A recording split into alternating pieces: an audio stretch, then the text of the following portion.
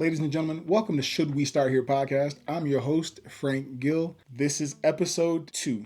We got a fire episode for you guys today. We are about to dive into somewhat of a heavy topic. I wish it weren't, but it is a topic that we need to discuss.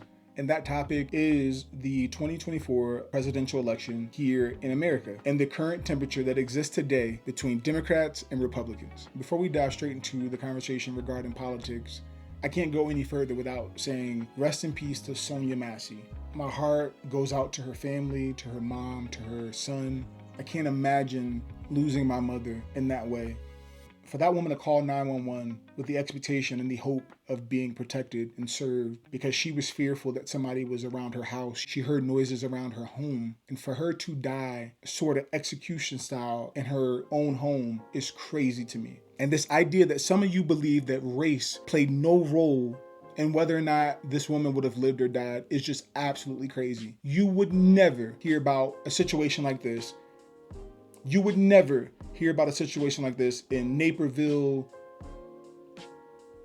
You would never hear about a situation like this in Naperville, Aurora, Oswego, Castle Rock, Aspen. You don't hear stories of white women being shot in their faces after they've called the police for protection. We gotta do better, yo. It is disgusting, absolutely disgusting. What pisses me off even further is I see some of the commentary from Christians on social media. Hold that thought, because we're gonna revisit that specifically a little later on in this episode. And the point I'm making is that lady should still be here. We have lost sight of humanity, and that's part of what we're going to talk about today on episode 2. In processing this upcoming election, this particular situation reminds me of what it was like to live in my second home city of Chicago. Shout out to all my friends and family in Chicago. My wife and I have property there. Shout out to our tenant. That's a place that is near to my heart. While I did 18 years of, let's say, ministry, working with inner city youth, kids aging out of foster care, within the juvenile detention centers, youth navigating every aspect of teen life from middle school to high school on into adulthood. I've worked with this particular population for 18 years. 9 of those 18 years were in Chicago. Chicago is a magical city. Don't be fooled by what you see in the media. You hear a lot of negative about Chicago, but truly it is a great city. But I'm reminded of 2020 in Chicago, working as an essential worker during the pandemic. And on this particular night, I worked as a delivery driver for Ecom, which was a partner or some type of subsidiary of Jewel Osco. So I delivered groceries to people's houses, to people's condos. I gotta say this before I lose this thought. I want to send love to all of our Lyft, Uber, Grubhub, Uber Eats, Amazon Flex, and any other app-based job in which you perform a service where you deliver people's food or you transport them from A to B. I just want to say thank you guys. That is a difficult job to do, especially in cities in which parking is terrible. I have an experience myself during the pandemic in which I tried to deliver some groceries to someone who lived on the 42nd floor. Traffic is flowing. It's a huge box truck that I'm driving. Those of you guys who live in residential towers, like skyscrapers, be sure to tip your drivers. Be sure to tip the people who drop off your food.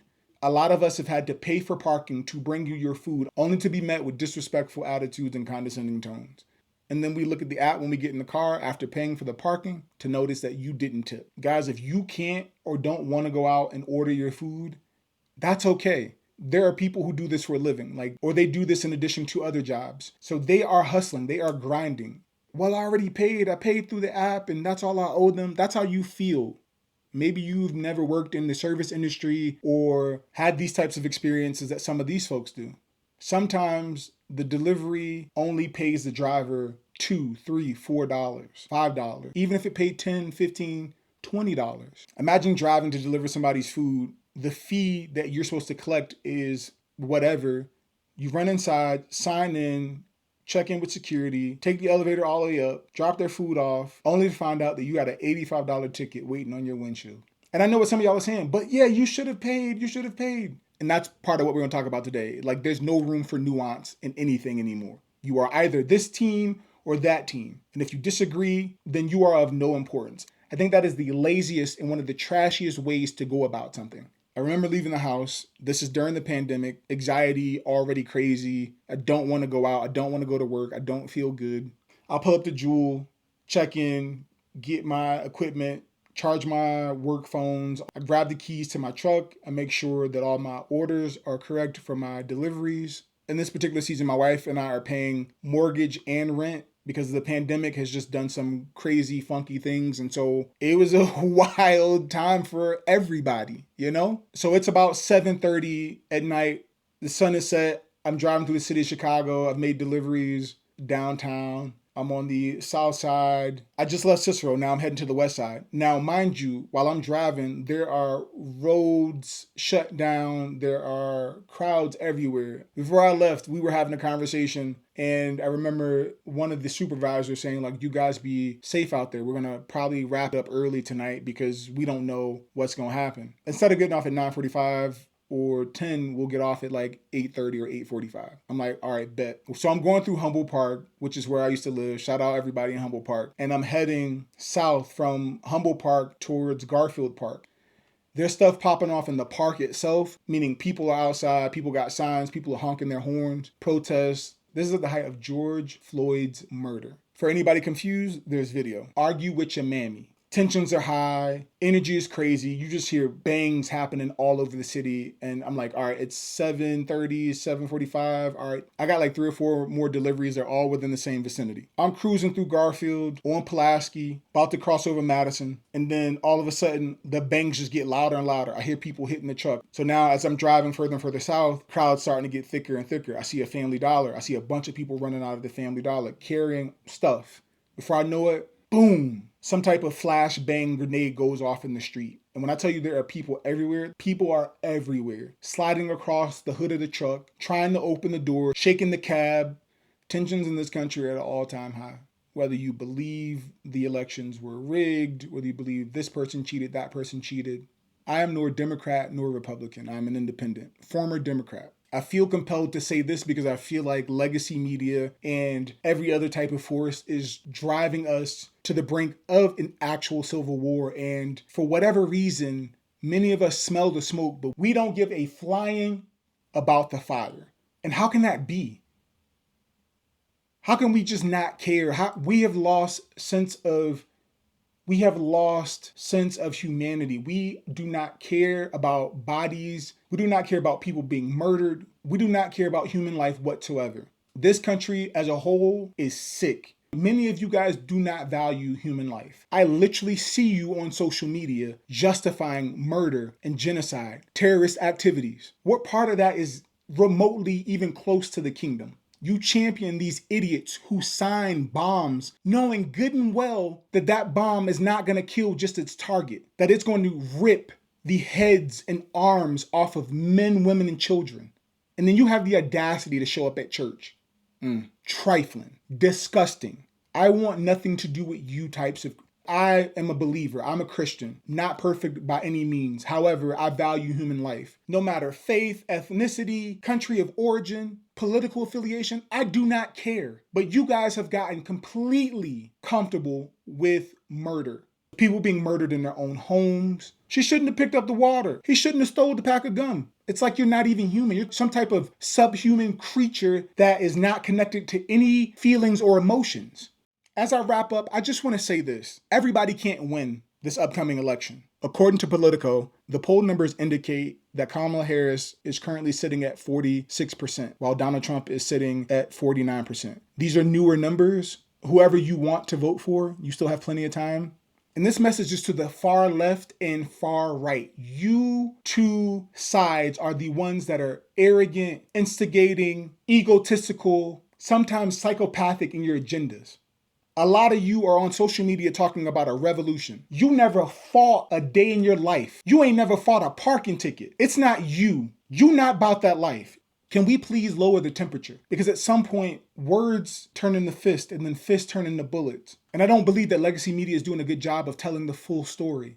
There are agitators on both sides. I'm not someone who consumes information that only affirms my political beliefs. I take information from multiple sources, vet it, while I have friends who are liberals who are like, how can you watch Fox News? How can you watch this conservative network? And my conservative friends saying the same thing. How could you watch CNN? How could you watch MSNBC? I'd rather have a well-informed opinion, taking information from both sides, from all sides, all aspects, and vet that. and then show up having the information that I have versus like CNN all day, MSNBC all day, or Fox News all day, or what is it, OAN, or these other conservative news outlets. Guys, this is real life. From somebody who's worked in ministry for 18 years, I've buried a lot of youth. I've buried a lot of friends. I've buried people. Death is no game. I just want to encourage us. We got to get back to having conversations. How about you call your brother? How about you call your uncle? How about you call your dad? How about you call your sister? How about you call that friend that you stopped talking to because their political beliefs don't align with yours?